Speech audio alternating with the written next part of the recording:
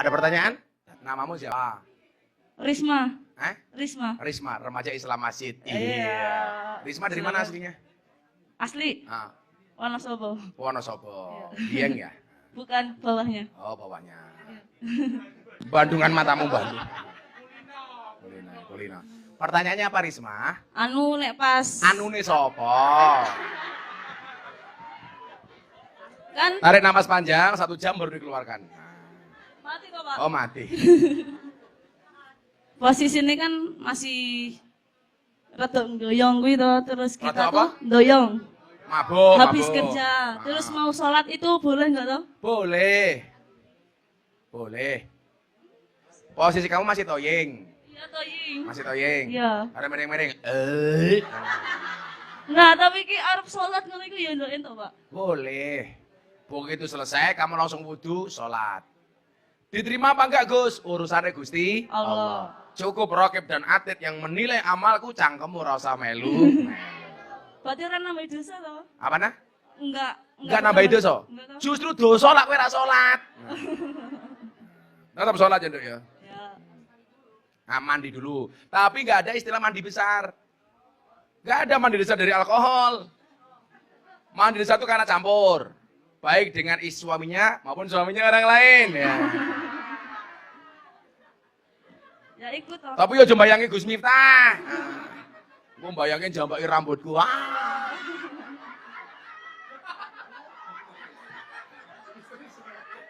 Kok kamu malah histeris gitu. Kamu ngebayangin ya? Jangan dong. Pak. Ternyata aku tidak suci dalam bayanganmu. Cintaku padamu mungkin tidak seindah surat cinta untuk Setarlah. Tapi yakinlah cintaku padamu lillahi ta'ala. Yang pertama, izinkan saya minta maaf, sudah hampir setahun Pak RW ya. Saya tidak mengunjungi tempat ini. Karena, tolong tahun Mbah Murah ya. Baru setahun ya, kamu kangen sama aku ya. Mungkin hampir sekitar 8 bulanan atau 10 bulanan saya tidak nyambangi tempat ini karena berbagai hal. Tapi Alhamdulillah Allah izinkan malam hari ini kita semuanya bisa hadir di tengah-tengah kesibukan kita semuanya, kesibukan mbak-mbak yang mungkin malam hari ini juga sudah janjian sama saya maksudnya gitu loh. Kita oleh Allah dikasih kesempatan terbaik. Mbak-mbak dan seluruh yang hadir yang saya muliakan, Allah itu ternyata menciptakan surga dan neraka sama-sama untuk ahli maksiat. Jadi surga Allah ciptakan untuk ahli maksiat, neraka juga Allah ciptakan untuk ahli maksiat. Ini kabar baik. Kabar baik. Ini bocoran surga. Allah menciptakan surga untuk ahli maksiat, menciptakan neraka juga untuk ahli maksiat. Maksudnya bagaimana Gus? Ini maksudnya. Allah menciptakan surga untuk ahli maksiat yang mau bertaubat. Sementara Allah ciptakan neraka untuk ahli maksiat yang tidak mau bertaubat. Nah, akan saya ceritakan satu kisah yang saya tadi baca, saya tulis sebelum saya datang ke tempat ini. Yang saya berharap cerita ini bisa memotivasi kita semuanya. Untuk menjadi hamba Allah, apapun keadaan kita hari ini, mudah-mudahan kapanpun kita dipanggil oleh Allah dalam keadaan terbaik. Kan dulu pernah saya sampaikan mungkin mbak-mbak yang baru ikut ini, atau mungkin yang sudah senior, tapi saya yakin nggak ada yang mau kerja di sini selama-lamanya. Nah, saya akan menjadi pegawai di sini selama-lamanya, nggak mungkin lah. Kalau toh kamu mau selama-lamanya, mungkin tamunya yang nggak mau. Gitu loh.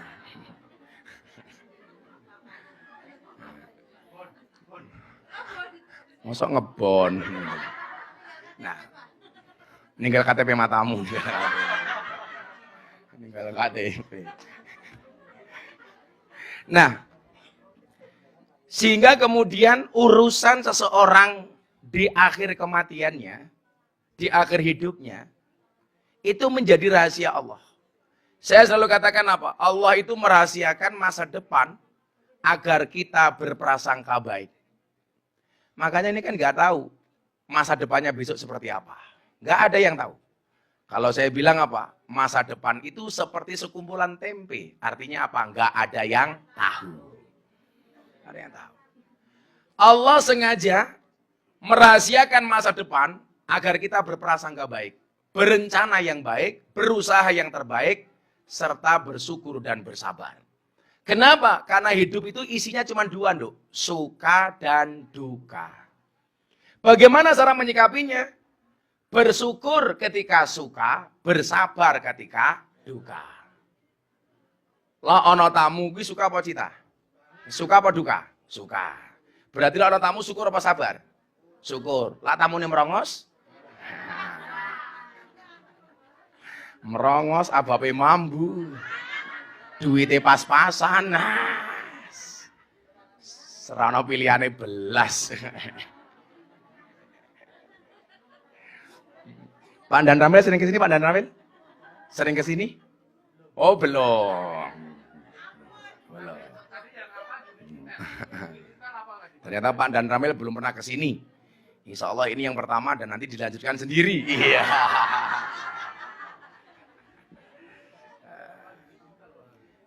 Maka cara menyikapinya cuma dua. Kalau kita mendapatkan suka, bersyukurlah.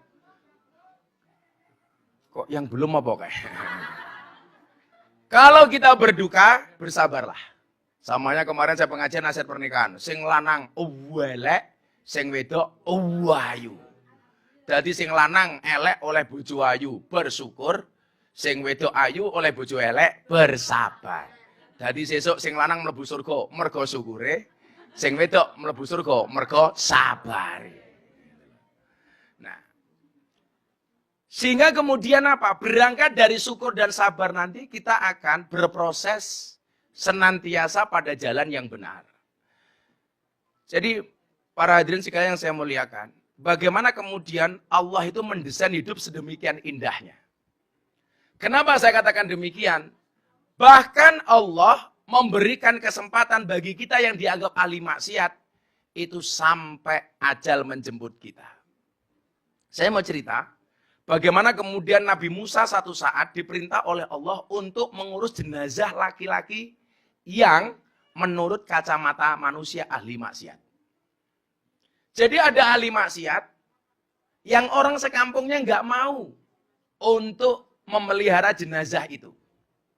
Akhirnya apa? Allah perintahkan Nabi Musa. Nabi Musa itu nabi yang paling gagah. Nabi yang paling gagah itu namanya Musa. Kalau nabi yang paling pintar namanya Khidir. Nabi yang paling kaya namanya Sulaiman. Nabi yang paling ganteng namanya Yusuf. Kiai yang paling ganteng namanya?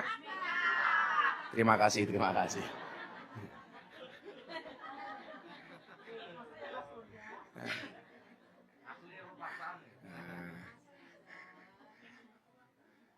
Saya ngomong orang ganteng matanya katarak. Amin. Ya kan saya bilang, saya itu tersinggung kalau ada mbak-mbak, mas-mas posting foto di media sosial, diedit cakep-cakep. Kasihan Gus Miftah yang sudah cakep dikira editan. Iya.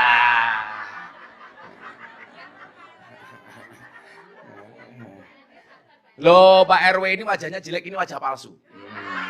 Aslinya lebih jelek umpama.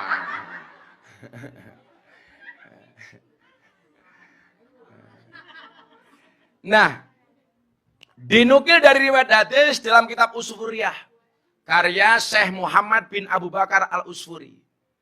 Nabi Musa mendapat wahyu dari Allah Subhanahu wa taala untuk mengurus jenazah seorang laki-laki.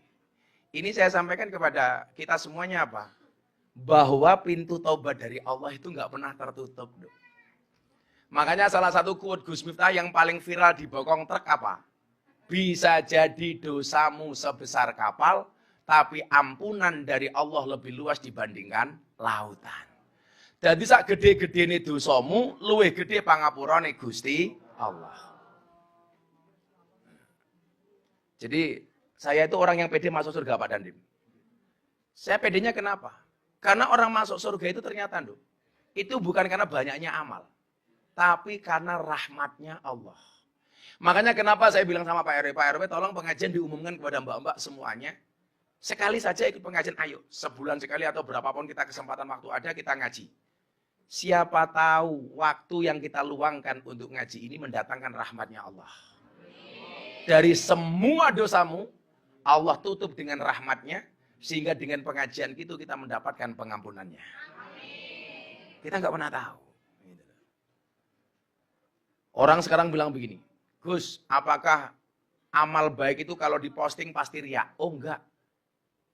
Kata Imam Al-Ghazali apa? Kalau kamu yakin kamu bisa menjaga hatimu dari pamer, maka amalmu diperlihatkan saja nggak ada masalah. Sehingga apa? Niatnya untuk ngajak orang lain. Jadi kalau kamu ngaji kayak gini, diposting nggak ada masalah, kamu posting.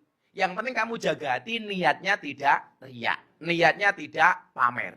Tapi apa? Supaya memotivasi orang lain. Maka saya bilang, ketika kawan-kawan saya seperti Raffi Ahmad atau Halilintar waktu itu posting sedekah di medsos, dibully. Masa sedekah kok diposting? Saya bilang, yang diposting belum tentu pamer, yang tidak diposting belum tentu ikhlas.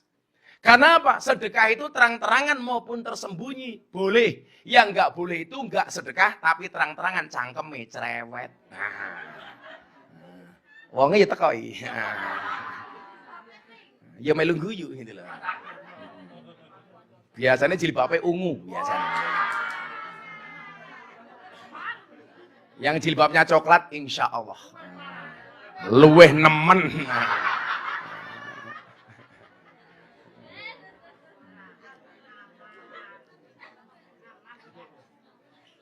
Nah, maka kemudian apa? Kita tidak bisa menilai seseorang itu baik dan buruk hanya dari kacamata manusia. Bahkan Imam Ali bin Abi Thalib, beliau mengatakan apa? Ketika malam hari kamu melihat ahli maksiat, dan kamu ketemu keesokan harinya, jangan pernah katakan dia ahli maksiat. Kenapa? Karena bisa jadi malam itu dirinya sudah bertaubat, minta maaf kepada Allah, minta ampunan kepada Allah, tetapi mata kamu tidak pernah melihat. Gak bisa. Saya itu kalau ada orang malam ketemu saya dalam keadaan mabuk, besoknya saya pura-pura lupa. Karena bisa jadi setelah dia mabuk, dia minta maaf sama Allah. Ya Allah, tadi malam saya mabuk. Mboten kathah kok Allah namung toying. Nah, sehingga kemudian apa? Kepada manusia lain hendaknya kita berhusnudon, bahwa manusia itu baik. Kalau kepada dirinya sendiri justru dia harusnya suudon. Kalau kita kan kebalik, suudon kepada orang lain, husnudon kepada diri sendiri. Makanya kemudian muncul bahasanya Gus Miftah apa? Jeleknya manusia itu selalu saja menjadi hakim dan jaksa bagi kesalahan orang lain, tetapi menjadi pengacara bagi kesalahan kita sendiri. Kalau ada orang salah, kita hakimi, kita tuntut, tapi kalau kita salah, membela diri. Ini yang nggak benar. Tapi jangan kemudian ini dijadikan dalil, lah ngono aku salah, apa-apa, yang penting nggak usah membela diri. Ya kuwi cangkem bosok. Bukan seperti itu pemahamannya. Maka perintah Allah kepada Nabi Musa ini membuktikan bahwa kita tidak boleh suudzon kepada siapapun. Termasuk kepada ahli maksiat sekalipun. Nah, kemudian apa? Nabi Musa ketika diperintah oleh Allah ini, datang ke sebuah kaum ini. Mencari siapa laki-laki yang mati itu. Dicari sama Nabi Musa. Begitu dicari ke tengah kampung, ditanya, jenazah orang ini kemana? Ketika Allah mengatakan kepada Musa, wahai Musa, kata Allah, di suatu perkampungan ada seorang laki-laki mati. Tolong kamu cari, kata Allah. Begitu dicari sudah tidak ketemu. Ternyata apa? Laki-laki ini sudah dibuang ke tempat pembuangan sampah. Jenazahnya dilempar ke tempat pembuangan sampah. Kenapa? Karena menurut kaumnya, laki-laki ini adalah laki-laki yang ahli maksiat, banyak dosa. Dilempar, Pak. Tapi coba Anda lihat, hebatnya Allah memerintahkan Nabi Musa untuk ngurus langsung jenazah ini. Musa ketika mendapat perintah dari Allah langsung jawab, siap dan 86 laksanakan. Wah. Kalau di Sarkem beda dan siap dan 69 laksanakan. Wah.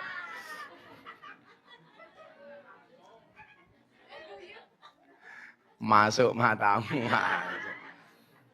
Saya kemarin ditanya dalam pengajian, Abah, bagaimana cara membahagiakan pasangan? Oh gampang, membahagiakan pasangan cukup dengan 70 cara. 1 shopping, sisanya 69. Wah.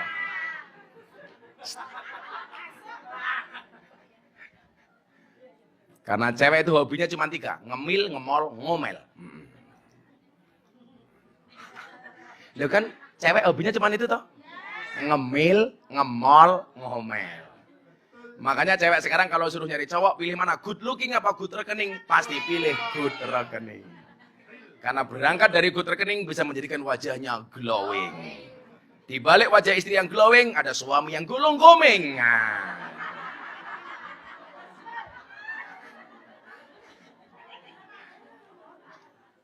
Tapi saya pesan sama mbak-mbak, tolong rawatlah wajahmu, jangan lupakan tungkakmu. Mending kapalan meletek-meletek.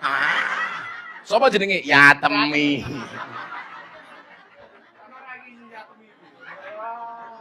Ya Temi. Oh kan. Ya Temi. Legenda Sarkem. Ya Temi. Kalau kemarin siang saya pengajian di Semarang, di Bandungan, kota sejuta purel.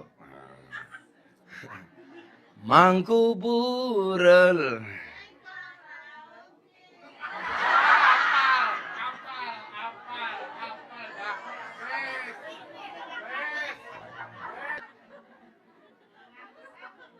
Nanti silakan Bapak yang ada di sini siapkan pertanyaan ke Gus Miftah. 1 pertanyaan tak kasih uang 300.000. Wah, luwih larang daripada suara rakyat. 5 tahun 20 ya. Nggak takon ndo, tak duit. Nah. Alah ngenyang ki lho tambahi. Kok kaya aku tamumu yo. Tambahi. Emangnya aku cowok apaan? Kurang ajar, tambahi bah. Kowe iki takon tak jawab tak sangoni kok cangkemmu cerewet. Kowe lek karo aku aja nyang-nyangan. Kan kudune gratisan.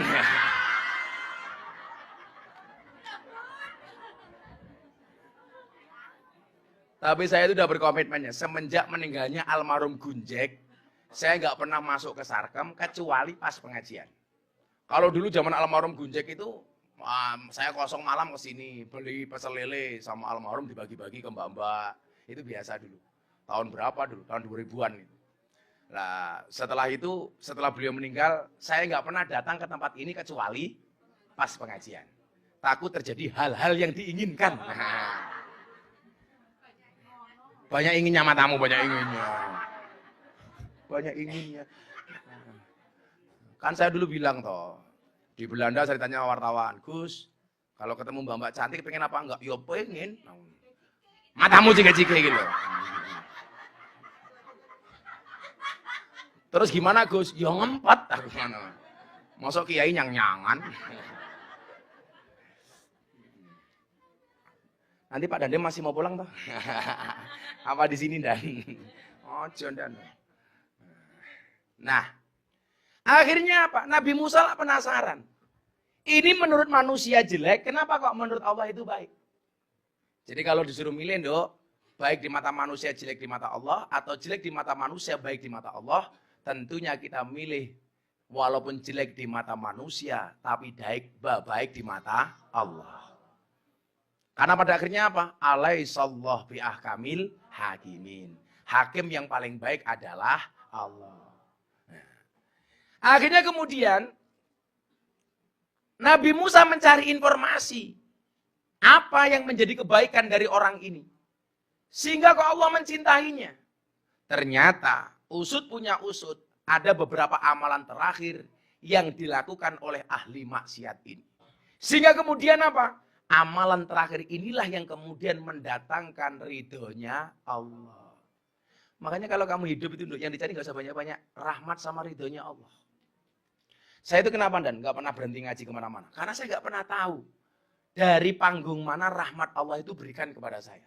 Apakah yang datang yang puluhan ribu, kayak kemarin saya di Bantul 25.000 orang lebih. Kayak di Lampung dihadiri 20.000 orang lebih. Kemarin saya di Taiwan Dan. Hari Minggu kemarin, pas minggu ini, saya pengajian di Taiwan, di kota Changhua. Yang hadir 15.000 orang.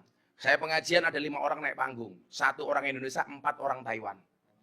Langsung masuk Islam saat itu juga. 5 orang. Sehingga tahun 2023 ini, Dok, belum sebulan, saya sudah menuntun mu'alaf 10 orang. Baru Januari. Pak Sarjono mau dikafirkan?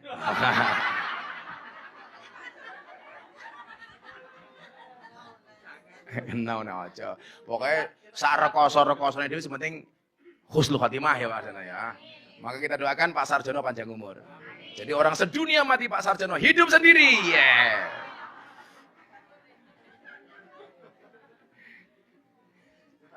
Aku tahu Pak Sarjono pacarnya siapa. Ini iya. Oh yang kok geding aku. Sehingga besok kalau kamu di alam kubur ditanya sama malaikat, "Man robbuka?" Kula melu ngaji karo Gus Miftah, malaikat. Ngono.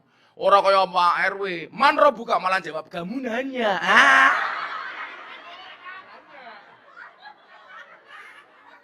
Kamu bertanya-tanya. Ya, giabok malaikat cangkemmu gitu. Shallu ala Nabi Muhammad. Nah, ini calon penghuni surga. Nah, cangkeme. Nah, kita lanjutkan sebelum kita tanya jawab. Nah, puanase ra umum.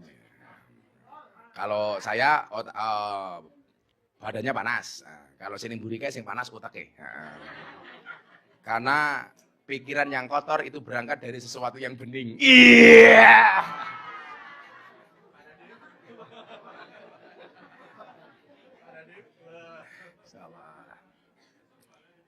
Baleni mbahmu balik.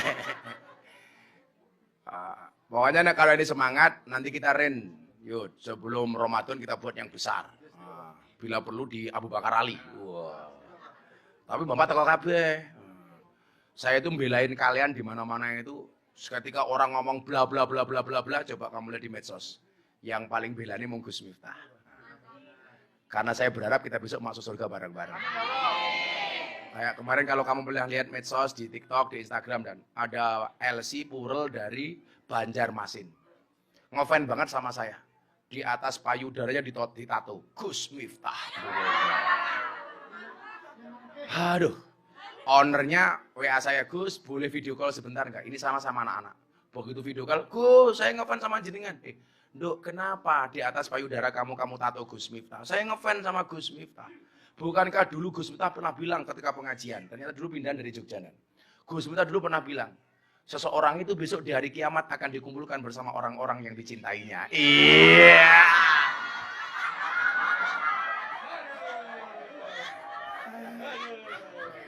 Langsung aku nyanyi.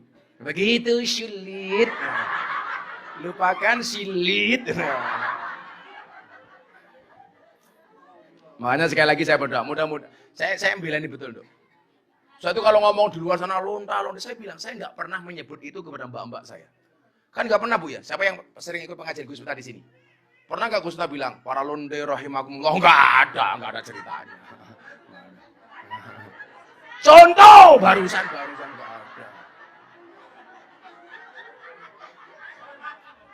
Karena bagi saya kita semuanya punya kesempatan yang sama untuk mendapatkan ridhonya Allah. Makanya mudah-mudahan kita bersama di dunia bertetangga di surga. Aku besok surgane Pak Danim nanti loh. Wow, Danim ini surga tak enceng kamare. Iya. Pak Danim lagi ngapain? Jike-jike. Kalau kamu besok nggak mungkin saya surga sama aku. Masa kamu lihat aku kelon?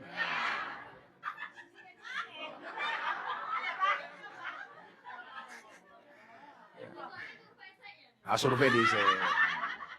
Makanya besok Laskar Jogja, Laskar Oraji itu Abah masuk surga tak ajak. Nah ya kuwi Laskar ki tugase survei. Jadi seorangnya Abah masuk surga, surgane disurvei karo Laskar. Surgane siap, Abah masuk, Laskare metu meneh. Wis lumayan wis survei kok. Nah, ternyata amalannya apa? Mbak-mbak, dengerin ya. Mudah-mudahan kita ditakdir oleh Allah minimal seperti orang ini. Walaupun kita ahli maksiat, kita masih punya kesempatan seperti ini. Amin. Coba dengerin. Ketika Nabi Musa bertanya, apa hebatnya laki-laki ini? Sehingga ketika menurut manusia dia jelek, tapi menurut Allah kok dia baik.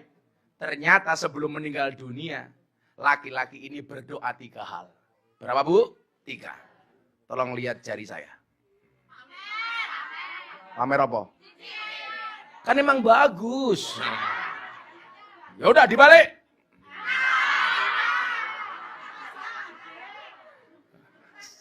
Saya gede. Enggak. Ini cuman emas kok, emas asli. Gitu aja. Santai, saya punya teori baru. Diam itu adalah emas. Makanya kalau para istri minta emas kita, diam. Bagi mas-mas di sana yang gak punya dana kenakalan, ingatlah, waktu adalah uang. Jadi kalau udah LC minta uang, dikasih waktu. Masuk deh. Apa 3 doa yang dikumandangkan oleh ahli maksiat ini sebelum meninggal dunia? Yang pertama, laki tersebut mengakui perbuatan maksiat yang dilakukannya. Kemudian ia berdoa kepada Allah Subhanahu wa Ta'ala. Ini doanya saya tulis dalam kitab itu. Wahai Tuhanku, sesungguhnya engkau mengetahui perbuatan-perbuatan maksiatku yang sebenarnya. Sesungguhnya engkau mengetahui perbuatan-perbuatan maksiatku yang sebenarnya aku benci dalam hati. Jadi dia mengatakan, sebenarnya aku benci dengan kemaksiatan itu walaupun aku melakukan kemaksiatan itu.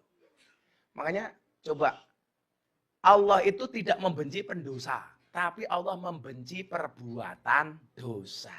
Yang dibenci bukan pendosanya. Saya ulangi, Allah itu benci perbuatan dosa, bukan pendosa. Makanya semaksiat-maksiat kamu, tolong hatimu jangan nyaman. Jadi yang bermaksiat tubuhmu, hatimu jangan membenarkan kemaksiatan itu. Hus ora apa-apa. Duit haram, halal haram, hantam paman. Ya halal ya halu.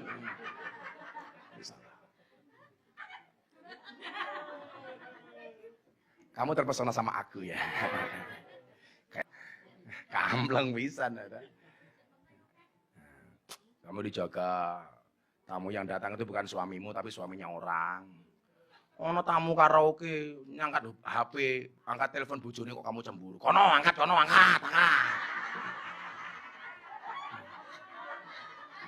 Lah wong bojo-bojone dhewe kok kamu baper lho. Wonge ya teko ya. Ya melu guyu gitu loh. Biasanya jilbabnya putih biasanya. Oh Bu Haja. Bu Haja pun arse. Wes ngiri aku karo Bu Haja iso wakaf musala subhanallah. Alhamdulillah. Awake dhewe mesti iso lho Dan. Keren insyaallah. Oh, padahal dipikir sewake jero melarang matamu kuwi ngawur. Kurang ajar. Musolane sewake jero melarang. Mumet dasku. Sumu, aduh. Dapat weh.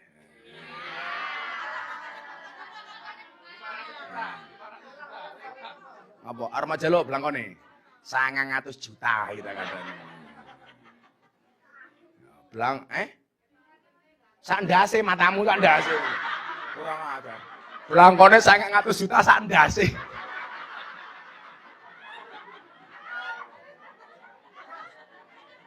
Wedus ini. Tapi pengajian dengan kiai paling nyantai sak donya iki ngene iki. Saya itu santai Dan. Saya itu suka merosting orang dan orang boleh merosting saya. Jadi ya fair-fair saja itu. Jadi kiai itu jangan sok semuji. Kayak kemarin ada kiai yang membuli saya. Deddy Corbuzier masuk Islam melalui pintu yang salah. Ternyata malah orangnya kena kasus asusila. Memperkosa 11 santri dan 4 ustadzah. Maka saya bilang, ya mungkin Deddy Corbuzier masuk Islam salah jalan, tapi tidak salah lubang.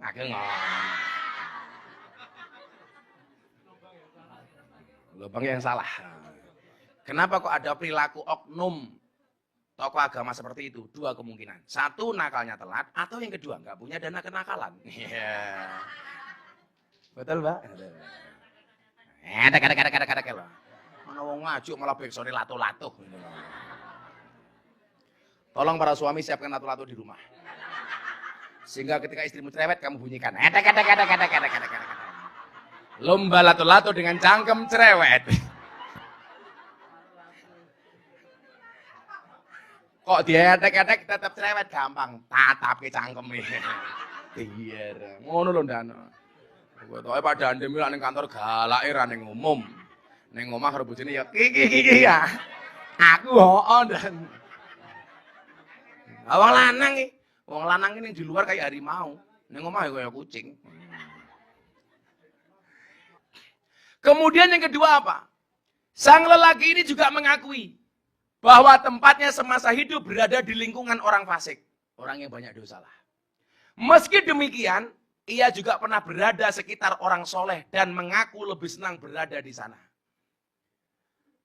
Kemudian dia mengatakan apa? Wahai Tuhanku, Engkau tahu aku melakukan perbuatan maksiat dan tempatku adalah bersama orang-orang fasik yang banyak dosa. Akan tetapi, sebenarnya aku juga senang ketika bersama orang soleh dan senang dengan sikap zuhud mereka. Tentu tempat bersama mereka lebih aku senangi daripada bersama orang fasik. Ini seperti pengajian malam hari ini. Mungkin kalian berada di lingkungan orang fasik, orang yang banyak dosa. Tetapi di hati kamu harus kamu tanamkan. Saya lebih bahagia ketika ketemu dengan orang soleh. Pak Soleh mbahmu, Pak Soleh.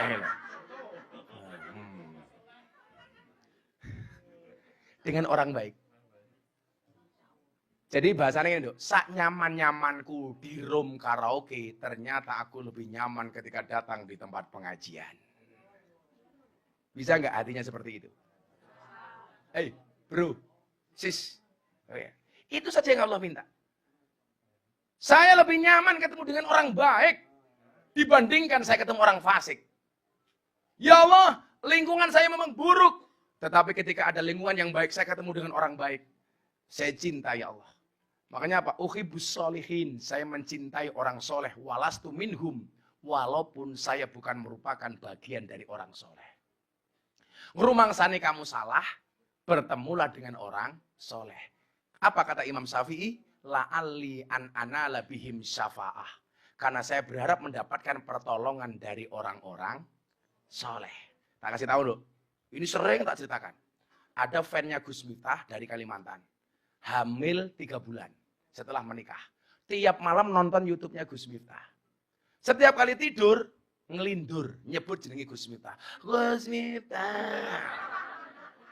Untung itu pedalaman Kalimantan Selatan. Coba kalau yang hamil anak Sarkem, kok ngelindur Gus Miftah. Orang pasti curiga. Jangan-jangan saya ngetengi Sarjono.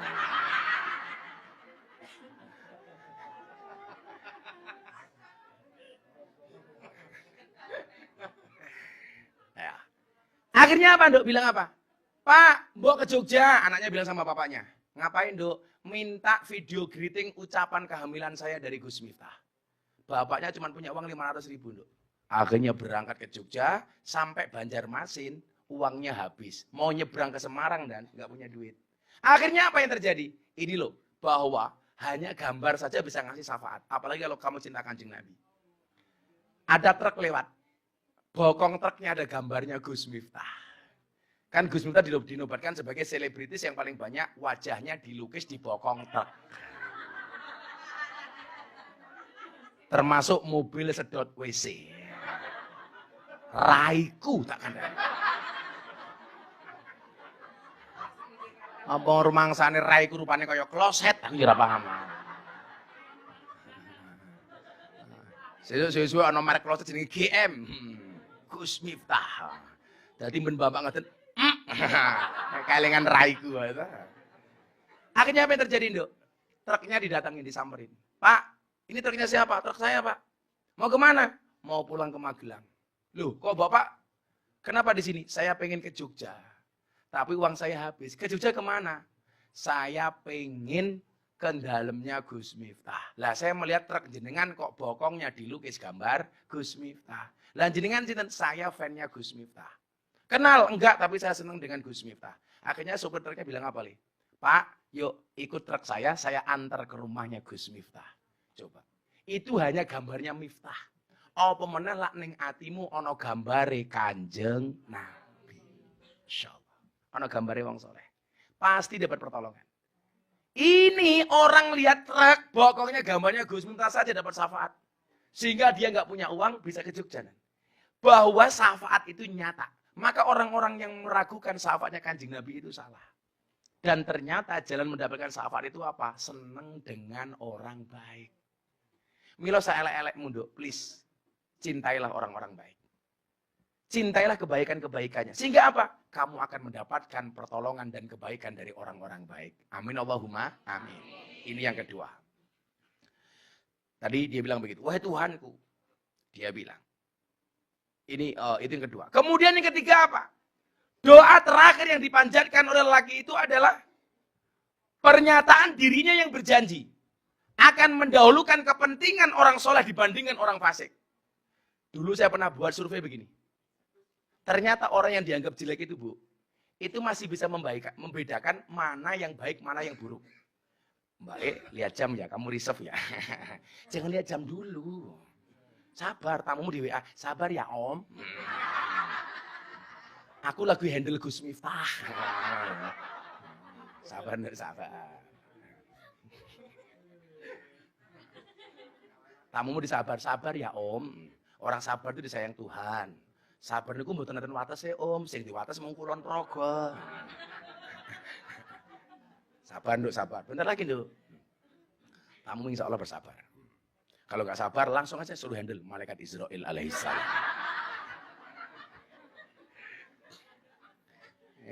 Silakan 3 orang penanya habis ini, siap-siap. Tak kasih uang. Santai, Kiai Sugih.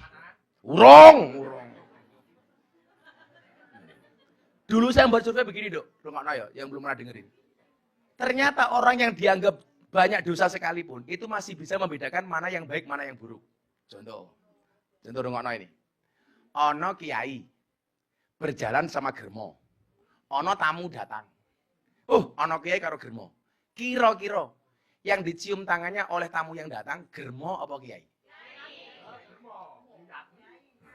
Tetap kiai. Itu menunjukkan apa? Orang yang dianggap jelek sekalipun masih bisa membedakan mana yang baik, mana yang buruk. Padahal kalau dilihat dari kepentingan, lebih menguntungkan germo dibandingkan kiai. Satu. Yang kedua, saya pengajian di sini, ada tamu datang. Padahal pengajian belum selesai. Mereka ndelik, waduh, jangan pengajian Gus Miftah, isin aku ndelik. Orang mungkin dia teriak-teriak, Gus, aku main ngelonde. Nggak ada. Wah, nggak ada. Berarti apa? Dia masih malu. Dan ternyata salah satu tanda kebaikan seseorang itu ketika dirinya masih punya sifat malu. Dok, malu. Minimal kamu malu sama Allah. Nggak usah malu sama saya. Malu sama Allah. Nah kemudian yang terakhir, doa dari laki-laki ini apa? Wahai Tuhanku, seandainya engkau memaafkan dan mengampuni dosa-dosaku, para wali dan nabi akan merasa senang, sedangkan setan-setan, musuhku dan musuhmu akan sedih. Begitupun sebaliknya. Maka kamu bilang, ya Allah, sejelek-jeleknya saya ya Allah, tolong ampuni saya. Karena kalau engkau ampuni aku, berarti Allah, berarti Nabi senang, Kiai senang, orang soleh senang. Tetapi kalau engkau nggak mengampuni aku, setan senang, iblis pun senang. Saya doakan semuanya, dosanya diampuni oleh Allah Subhanahu wa Ta'ala. Amin Allahumma amin. Siapkan pertanyaan, kita selawatan dulu. Shallu ala Nabi Muhammad. Ada pertanyaan? Namamu siapa? Risma. Risma, remaja Islam Masjid. Iya. Risma dari mana aslinya? Asli. Wonosobo. Wonosobo. Dieng ya? Bukan, bawahnya. Oh, bawahnya. Bandungan matamu Bandung. Kulina. Pertanyaannya apa Risma? Anu nek pas. Anune sopo? Kan tarik napas panjang 1 jam baru dikeluarkan. mati kok, Pak. Oh, mati. Posisi ini kan masih rada doyong gitu, terus kita apa? tuh doyong. Mabuk. Habis kerja, terus mau sholat itu boleh nggak toh? Boleh.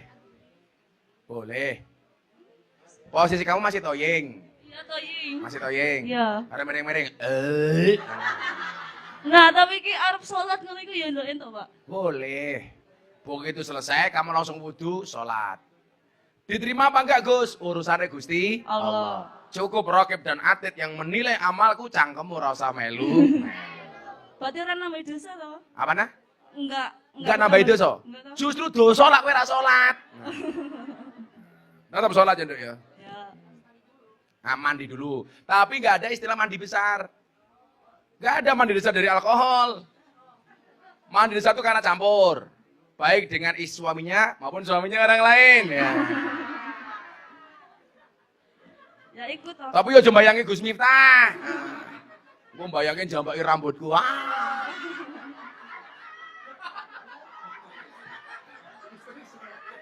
Kok kamu malah histeris gitu? Kamu ngebayangin ya? Jangan dong. Pak. Ternyata aku tidak suci dalam bayanganmu. Wudu, sholat. Udah. Sama aja. Sholat biasa, usolli, fardhu subhi, rakaat ini, selesai. Gak apa-apa. Setelah itu wirid, bila pun baca Quran. Lah lebih dosa lagi kalau kamu sudah ndoyong ora sholat. Tetaplah sholat walaupun kamu Berarti iku nggak usah sholat tobat bareng toh? Apa? Nggak usah pakai sholat tobat. Ya kalau bisa sholat tobat. Kalau nggak bisa langsung sholat subuh. Minimal jangan meninggalkan sholat wajib. Iya. Bangun siang duhur, sholat meneh. Loh, coba beratnya sholat di mana? Aku mau tanya sama kamu Risma. Iya. Kamu masuk kerja jam berapa sih? Jam 9. Loh, kan berarti bareng isak toh? Iya. Kudune subuh, maghrib, duhur, asar sampai isak kan harusnya terjaga. Duhur belum bangun bos, ngantuk. Yo, lak kowe ra iso tangi, tak dongake muga-muga ra iso tangi sekalian. Yo, Jo. Tetap bangun, sholat, sampai makan. Gitu Risma ya? Ya. Tetap sholat walaupun Doyong. ndoyong. Bahasanya anyar ya. Ndoyong. Ya, ndoyong. Ya Risma, 300.000. Walah. Gak usah salaman, aku udah butuh. Mayan, 300.000 tanpa doyong-doyong. Nah. Mana tadi yang kedua? Yang kedua tadi siapa? Ini Ibu. Kalau ini STNK. Setengah tuan yang kemer-kemer.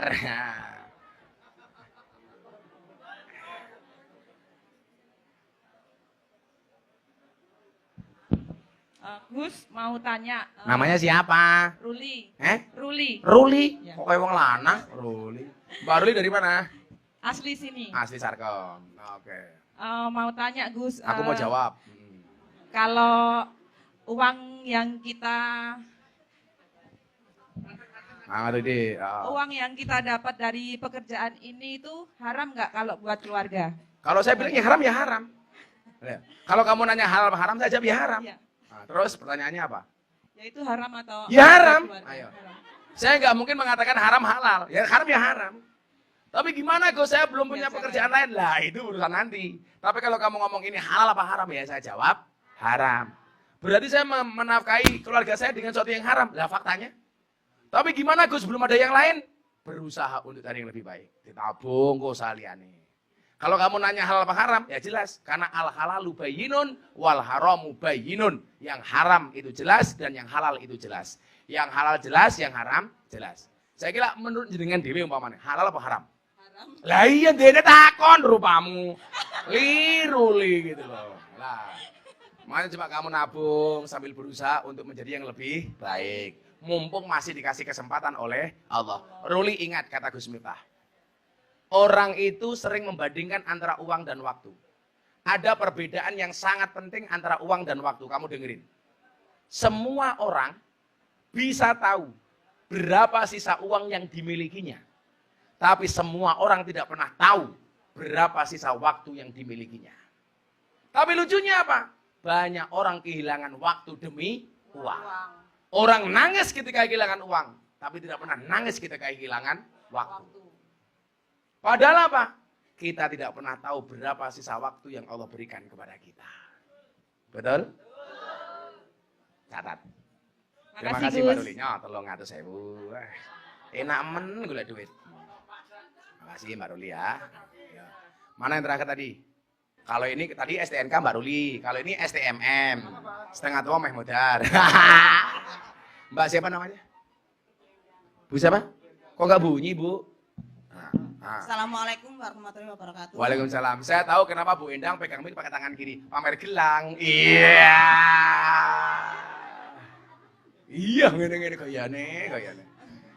Bu Endang di sini kerjanya? Enggak. Apa? Saya adiknya yang Oh, adiknya Yangti. Tanya Bu Endang. Tanya kan besok masuk. Bukan enggak ada hubungannya ya. Besok kan Enggak usah masuk bulan hubungannya ya Rajab. sudah, enggak usah tanya. Ada. Oh, Besok kan ada. bulan Rajab. Ah. Nah, yang saya tanyakan di sini tuh bulan Rajab kan Kowe matimu saban ngono.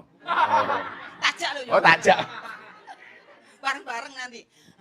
Afdolnya puasa Rajab itu dilakukan tuh berapa hari. Dan mungkin mbak-mbaknya juga nggak ada yang tahu doanya ya apa. Tolong Gus Miftah nanti dibacakan doanya puasa Rajab. Kan besok Ini doa mulai. dulu. Yuk, doa masuk bulan Rajab. Bismillahirrahmanirrahim. Bismillahirrahmanirrahim. Allahumma barik lana Allahumma barik lana fima razaqna tak ajar. Fi Rajaba fi Rajab wa Sa'bana Sa'bana wa balighna Robalikana Ramadana. Ramadan. Allahumma Allahumma barik lana barik lana fi Rajaba fi Rajab wa Sa'bana Sa'bana wa balighna Robalikana Ramadana. Ramadan. Seberapa banyak pun dosa kita di hadapan Allah, Allah mengampuni dosa-dosa kita. Bismillahirrahmanirrahim. Allahumma salli ala Sayyidina Muhammad wa ala ali Sayyidina Muhammad walhamdulillahi rabbil alamin. Hamdan syakirin, hamdan na'imin, hamdan yuafi ni'amahu wa yukafi mazidah. Ya Rabbana walakal hamdu kama yanbaghi li jalali wajhikal karimi wa adimi sultanik. Ya Allah yang Maha Rahman, ya Allah yang Maha Rahim. Ya Allah yang Maha Kasih, ya Allah yang Maha Sayang. Begitu banyak karuniamu ya Allah. Begitu banyak anugerah rizkimu yang kau berikan kepada kami ya Allah. Bahkan ya Allah, di saat kami bermaksiat, di saat kami bergelimang dengan dosa, diselimuti dengan segala perbuatan salah dan dosa, Engkau masih memberikan rizkimu kepada kami hamba-hambamu. Itu semua ya Allah menunjukkan betapa sayangnya Engkau kepada kami ya Allah. Ya Allah ya Rabb, kami sadar diri. Semua kebaikanmu, anugerahmu, rizkimu senantiasa kami balas dengan perbuatan dosa. Kami balas dengan kemaksiatan. Kami balas dengan kesalahan. Kami balas dengan kekhilafan. Untuk itu ya Allah, perkenankan kami, izinkan kami malam hari ini ya Allah. Menengadahkan kedua tangan kami, menghusukkan hati dan pikiran kami untuk bermunajat kepadamu ya Allah. Ampuni dosa-dosa kami ya Allah. Ampuni kesalahan kami ya Allah. Ampuni kekhilafan kami ya Allah. Ampuni kemaksiatan kami ya Allah. Baik yang besar maupun yang kecil. Baik yang terang-terangan maupun yang tersembunyi. Baik yang kami lakukan secara bersama maupun sendiri ya Allah. Ya Allah ya Rabb, ampuni pula dosa kedua orang tua kami. Sayangilah mereka ya Allah sebagaimana mereka menyayangi kami. Kasihilah mereka ya Allah sebagaimana mereka mengasihi kami. Jaga mereka ya Allah. Panjangkan umur mereka ya Allah. Izinkan kepada kami ya Allah untuk dapat membahagiakan mereka ya Allah. Jangan pernah kau jadikan kami hamba-hambamu yang durhaka ya Allah. Durhaka kepadamu maupun durhaka kepada kedua orang tua kami ya Allah. Berikan kepada kami semua yang hadir ya Allah. Untuk membalas kebaikan kedua orang tua kami ya Allah. Birrul walidain ya Allah. Kami semuanya punya cita-cita ingin membahagiakan kedua orang tua kami. Kami semua yang hadir ya Allah mempunyai cita-cita ya Allah. Ingin menuntun kedua kaki orang tua kami untuk ziarah Makkah Madinah ya Allah. Ya Allah ya Rabb. Jadikan kami ya Allah senantiasa anak yang berbakti kepada mereka ya Allah. Sehingga kami termasuk qurrat a'yun bagi kedua orang tua kami ya Allah. Ya Allah ya Rabb. Siapapun yang hadir malam hari ini ya Allah. Dalam keadaan sakit engkau angkat semua penyakitnya ya Allah. Siapapun yang hadir dalam keadaan bermasalah. Engkau berikan jalan keluar dan solusi dari masalah yang kami hadapi ya Allah. Siapapun yang datang di tempat ini ya Allah. Dengan segala kesulitannya ya Allah. Kesulitan hidup, kesulitan ekonomi, kesulitan jodoh dan kesulitan lainnya ya Allah. Berikan kemudahan kepada kami ya Allah. Siapapun yang hadir dengan segala hajat, cita-cita dan doanya. Kabulkan hajat kami. Kabulkan doa kami. Kabulkan cita-cita kami ya Allah. Berikan kepada kami kebaikan di dunia ini ya Allah. Dengan kehidupan yang layak. Ekonomi yang mapan, pekerjaan yang lancar, keluarga yang sakinah, keturunan yang soleh-solehah, dan kehidupan yang istiqomah. Ya Allah ya Rabb, tunjukkan kepada kami bahwa yang benar itu benar. Dan Engkau memberikan kekuatan kepada kami ya Allah. Untuk menjalankan kebenaran itu ya Allah. Tunjukkan kepada kami bahwa yang salah itu salah ya Allah. Dan Kau berikan kekuatan kepada kami untuk menjauhi segala kesalahan itu ya Allah. Berikan pula kepada kami kebaikan kelak di akhirat. Jauhkanlah kami dari siksa kubur. Jauhkanlah kami dari siksa neraka. Jauhkanlah kami dari siksa di padang mahsyar. birahmatik, dan jadikan akhir hidup kami husnal khatimah. Rabbana atina fid dunya hasanah wa fil akhirati hasanah wa qina adzabannar.